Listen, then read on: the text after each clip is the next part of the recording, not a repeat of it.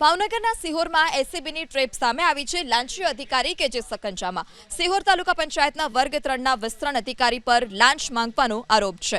Cluster કોઓર્ડિનેટરની નોકરીમાં ફરીથી પાછા લેવા અને તેમનો બાકીનો પગાર આપવા અને પોલીસ ફરિયાદ નહીં કરવા લાંચિયા અધિકારી દશરથસિંહ ચૌહાણે 2 લાખની લાંચ માંગ્યાનો આરોપ છે।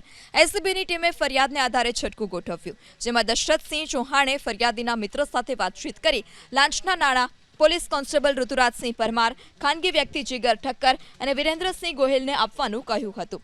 એસીબીના છટકામાં લાંચો પોલીસ કોન્સ્ટેબલ ઋતુરાજસિંહ પરમાર અને જીગર ઠક્કર ઝડપાયા છે, જ્યારે મુખ્ય આરોપી દશરથસિંહ ચૌહાણ અને વિરેન્દ્રસિંહ ગોહિલ ભાગવામાં સફળ રહ્યા।